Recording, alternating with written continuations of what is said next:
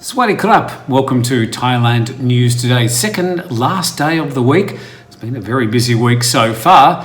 Now, if you were thinking of coming to Thailand, if you were prepared to jump through all the hoops and go to all the trouble of coming here at the moment, well, there are options. Once you get here, I just wanted to reassure you that you are perfectly safe. The protests that you've been seeing here on the Thaiger and of course in some of the international media focuses in on very small corners of the city where these protests are happening. They're well publicised, we know where they're happening before, and any tourist is extremely unlikely to get caught up in any of the chaos. So that's the good news. I mean, we will be reporting the protests as they happen, and we hope nobody gets hurt, but we do want to reassure you if you are coming here as a tourist, you'll be perfectly safe. Speaking of the protests, police say they simply didn't have enough manpower to control the competing factions at the protests outside Parliament on Tuesday.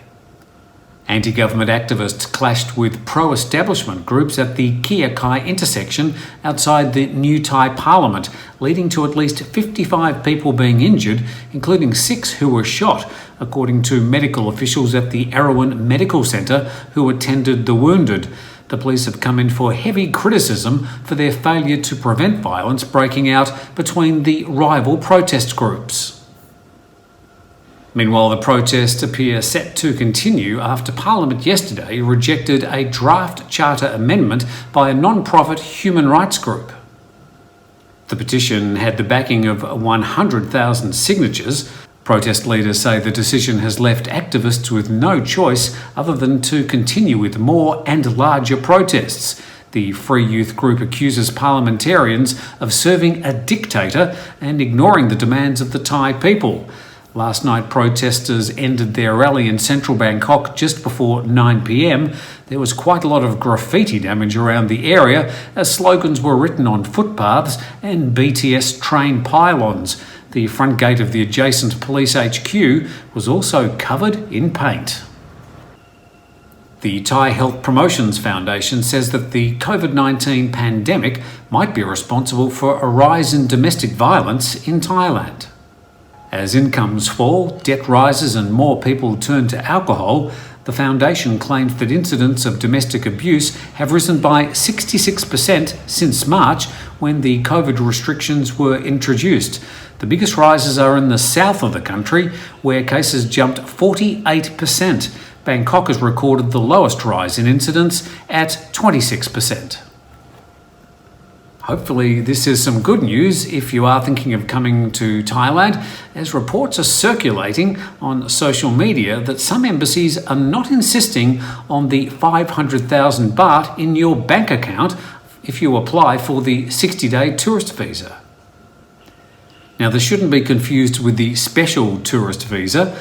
Posts in various media groups about the 60-day tourist visa, including some emails to the Thaiger, indicate that some embassies and consulates are no longer listing the requirement for proof of the equivalent of 500,000 baht in an applicant's bank account for at least 6 months. But any applicants on any visa still have to get all the required paperwork together: multiple COVID tests, a fit-to-fly certificate, a certificate of entry from your local embassy, and insurance coverage of at least 100,000 US. You also have a 14-day quarantine awaiting you when you arrive, at your expense. Well, this is probably the most expensive work permit in the world. The Thai government looking at a proposal where they could offer work permits to people prepared to invest 1 million US into the country. The Centre for Economic Situation Administration has approved a proposal to grant work permits to eligible Thailand Elite card holders. In order to qualify, they must have the top-tier Thailand Elite membership. They must also be prepared to invest their funds for at least 5 years. Just another proposal we'll have to keep track of as the visa situation in Thailand becomes increasingly complex. His Majesty King Maha Vajiralongkorn has appointed the former Army Chief Apparat as the Deputy Director of the Crown Property Bureau. Apparat Kong Sompong's appointment has been announced in the Royal Gazette and is effective immediately. The Crown Property Bureau is the quasi-government agency responsible for managing the property of the monarchy of Thailand. The Bureau is legally defined as a separate juristic agency, and it's not a government agency. Apparat's caused some controversy in the past by stating his belief that military intervention is necessary when political unrest gets out of control. He's also, in the past, denounced politicians and academics he considers communists or extreme left. He's also expressed his devotion to the Thai monarchy and describes himself as a hardline royalist. Seems like the right man for the job.